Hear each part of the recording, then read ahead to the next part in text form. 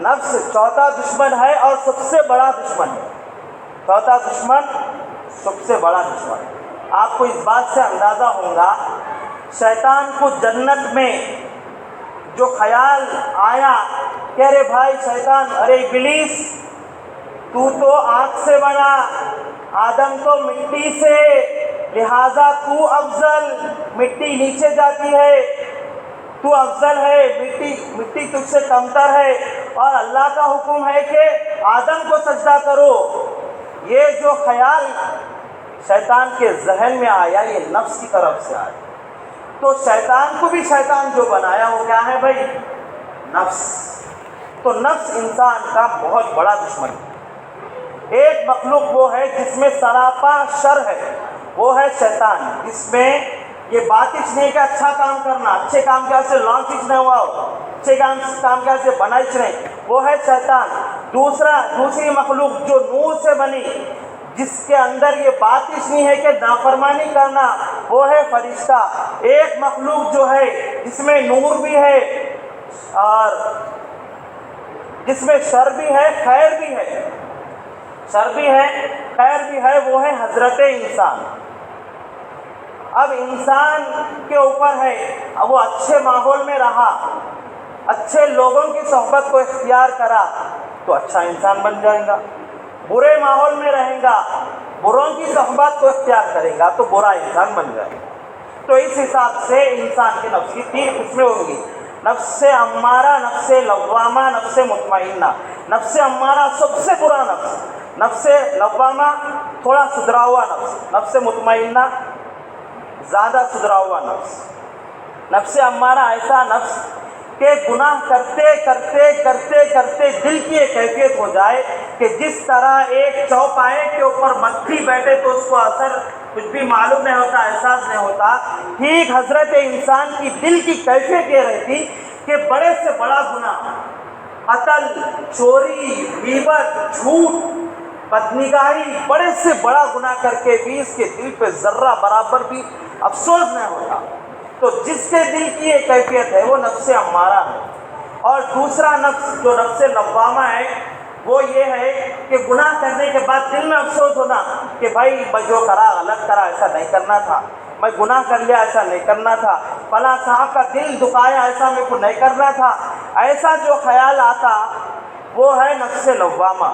اس نفس کے اوپر اگر تھوڑی محنت ہو جائے، اس نفس کے اوپر اگر تھوڑی محنت ہو جائے تو یہ نفس نفس مطمئنہ بن جاتا، یعنی سدھرا ہوا نفس.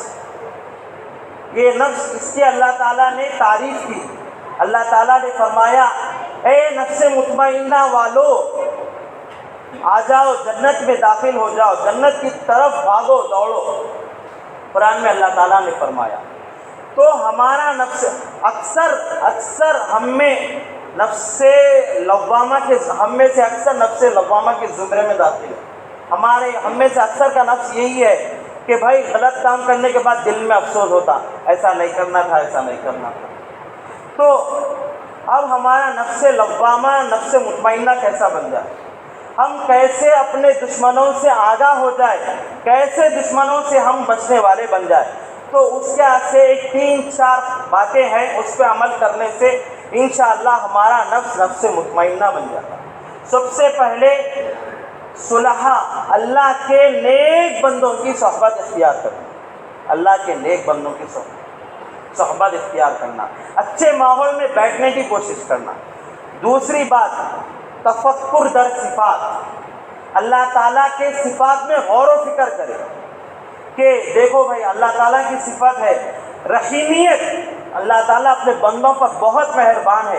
صرف لفظ رحمت کے اوپر اگر بیان کیا جائے تو 2-3 گھنٹے بھی کافی نہیں ہوں گے. خیر، اللہ تعالیٰ کی صفات میں غور و فکر کرنا کہ اللہ تعالیٰ اتنی بڑی ذات والے ہیں، اللہ تعالیٰ کی اتنی بڑی قدرت ہے، اللہ تعالیٰ نے زمین و آسمان کو بڑی آسانی سے بنا دیا. خیر، اللہ تعالیٰ کی قدرت میں غور کرنا. دوسرا تفکر در انعامات، اللہ تعالیٰ نے ہمیں جو نعمتیں دی ہے اس میں غور و فکر کرنا. دیکھیے آپ، اگر اللہ تعالیٰ ہمیں آنکھ نہیں دیتے تو ہم اندھے ہوتے، اگر زبان نہیں دیتے تو ہم گونگے ہوتے، اگر کپڑا نہیں پہناتے تو ہم ننگے ہوتے، اگر گھر نہیں دیتے تو بے گھر ہوتے. غور کرنا، اللہ تعالیٰ نے ہمیں جو انعامات نوازے ہیں ان میں غور و فکر کرنا، اللہ تعالیٰ کی صفات میں غور و فکر کرنے سے اور اللہ تعالیٰ کے انعامات میں غور و فکر کرنے سے، صفات میں غور و فکر کرنے سے اللہ تعالیٰ کی عظمت دل میں آئے گی، انعامات میں غور و فکر کرنے سے اللہ تعالیٰ کی فرما برداری کرنے والا ہمارا دل بنے گا۔ پھر اس کے بعد نبی اکرم صلی اللہ علیہ وسلم کے معجزات میں غور و فکر کرنا، جس سے نبی صلی اللہ علیہ وسلم کی عظمت دل میں آئیں گی اور نبی صلی اللہ علیہ وسلم کے طریقے پہ چلنا آسان ہوگا۔ پھر اس کے بعد تفکر فیما بعد الموت، موت کے بعد ہمارا کیا ہوگا، اس میں غور و فکر کرنا، اس میں غور و فکر کرنا۔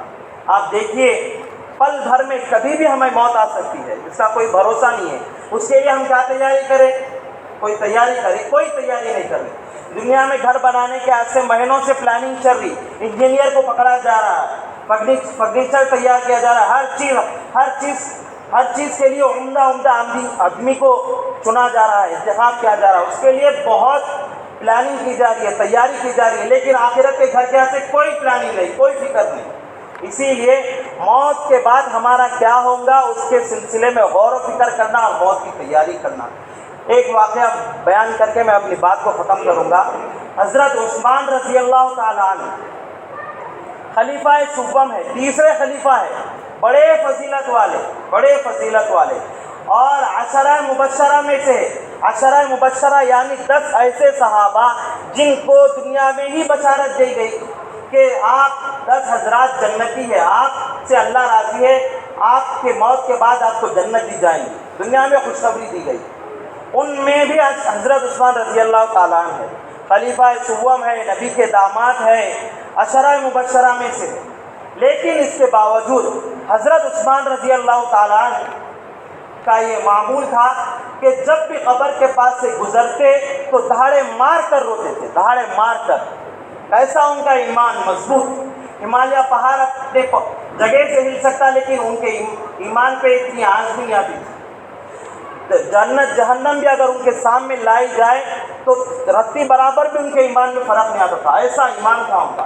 اس کے باوجود حضرت عثمان رضی اللہ تعالیٰ عنہ جن کو یہ بشارت دی گئی کہ بھائی آپ جنتی ہے، آپ کو مرنے کے بعد جنت میں ڈال دیا جائے گا، پھر اس کے باوجود عثمان رضی اللہ تعالیٰ عنہ قبر کے پاس جاتے ہی دہاڑے مار کر روتے۔ پاس میں موجود صحابی پوچھتے ہیں عثمان رضی اللہ تعالیٰ عنہ آپ کو عشرہ مبشرہ ہے، آپ کو تو جنت کی بشارت دی گئی، پھر اس کے باوجود آپ قبر کے پاس آ کر اس طرح روتے کیوں ہیں؟ تو حضرت عثمان رضی اللہ تعالیٰ عنہ فرماتے ہیں بات دراصل یہ ہے کہ ایک مرتبہ اللہ کے رسول صلی اللہ علیہ وسلم نے فرمایا تھا کہ قبر کا گڑھا دوزخ کے گڑھوں میں سے گڑھا ہے اور جنت کے باغ میں سے اب ایک باغ ہے، اگر اس میں کامیاب ہو جاؤ گے تو جنت میں چلے جاؤ گے، اگر اس میں ناکام ہوں گے تو دوزخ میں چلے جاؤ۔ اسی لیے دوستو ہم سب کو ایک صحابی جن کو جنت کی بشارت دی گئی وہ اپنے ایمان کے بارے میں، اپنے موت کے بعد آنے والے احوال کے بارے میں اتنے فکر مند ہے، پھر ہم کو کتنی فکر کرنی چاہیے۔ ہمارا تو ایمان ہی نہیں، ہمارا ایمان ان کے مقابلے میں ایمان ہی نہیں، ہم تو دنیا کے جال میں پھنسے ہوئے ہیں، ہر وقت گناہ میں لگے ہوئے ہیں۔ الغرض دوستو بہت زیادہ ہمیں غور و فکر کرنا چاہیے، دل میں ہاتھ رکھ کے اکیلے میں ہم کو سوچنا چاہیے کہ ہم نے آخرت کے لیے کتنی تیاری کی۔ اللہ تعالی ہم سب کو کہنے سننے سے زیادہ عمل کی توفیق نصیب فرمائے، اور جو لفظ دشمن کی جو میں نے تشریح کی اور 4 دشمنوں کو جو میں نے بتایا اسے سمجھنے اور ان سے بچنے کی اللہ تعالی ہم سب کو عمل کرنے کی توفیق نصیب فرمائے۔ وآخر دعوانا الحمدللہ رب العالمین۔